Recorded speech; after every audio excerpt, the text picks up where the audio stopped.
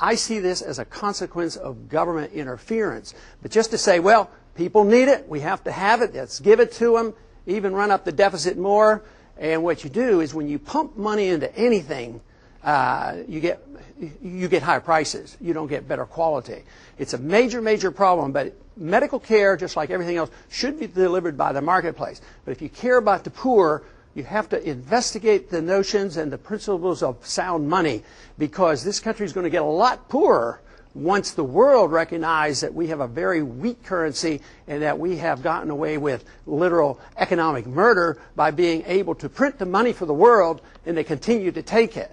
And that eventually is going to make a lot more people poorer and suffer from these problems. So I expect if we don't change our way, there's going to be more people in poverty rather than less, unless we change our ways. Teresa, thank you for the question. I have a quick follow-up for you based on what we were talking about with the television portion. You're from Texas, and you said that your district makes up a lot of the coastline area. You referred to defense against hurricanes. We're all well aware of the Katrina FEMA problems, the very poor federal response to a lot of people that are in need and remain in need to this day.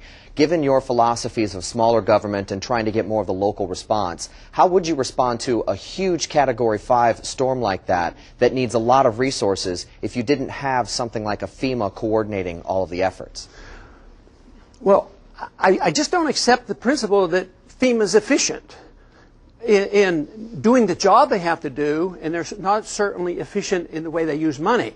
So they came down and they brought a lot of money, and they passed out a lot of money. You helped pay for it, $2,000 a piece. And they found out that people just, well, if you're passing out money, the lines get long. And people came in that hadn't even been injured by the hurricane. So it's just the most inefficient way to do anything is to have national economic planning. The more acute the emergency, the less national planning that you want.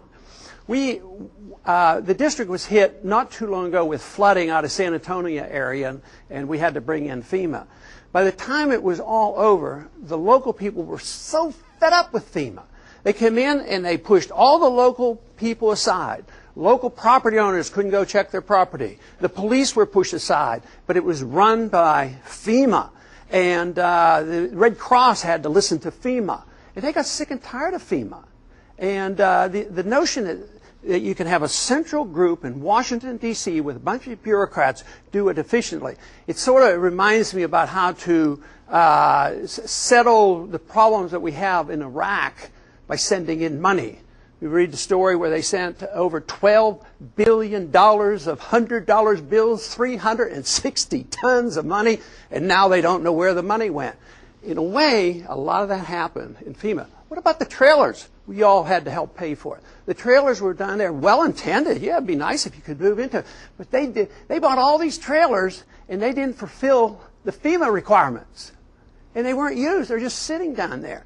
So the whole idea that the federal government can do it better, or even if they have the authority to do it. You know, the whole principle of flood insurance helps create the problems. I mean, you can imagine me living on the coast and saying, you know, flood insurance is not a good economic program. Because what it does, people who don't live on the Gulf Coast are required to subsidize us, and I have a house right facing the Gulf of Mexico. And the only place you can buy insurance is through the government. Well, you know, it's subsidized.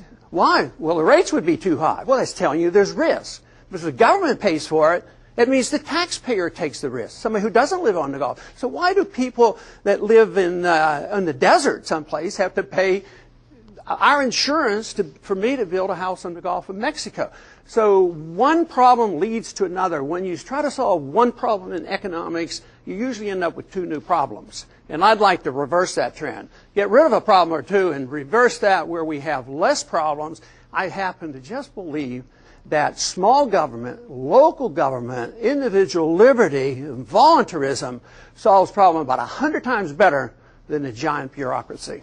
Congressman, let's go online here for a moment as we are online. We asked you to send us some questions via the email, and our first question comes from Stewart A. Smith of Orange. Stewart, thanks for sending this in. Congressman Paul, please state your position on the North American Union. Congressman? The North American Union is something not a whole lot of people know about, and they should, because it's coming. It's an outgrowth of the NAFTA agreement. I believe in free trade. I consider myself one of the strongest free traders in Washington. But I don't like managed trade. And what they call free trade under NAFTA and WTO and all these organizations, that's managed trade by international government for the benefit of big corporations. So I'm positively opposed to that. So I'm opposed to NAFTA. And the outgrowth of NAFTA is the North American Union with a unified currency, the Amero. They already have a plan for a highway running from Mexico up to Canada. 12-lane highway with trains in the middle, and it's going to be an international highway.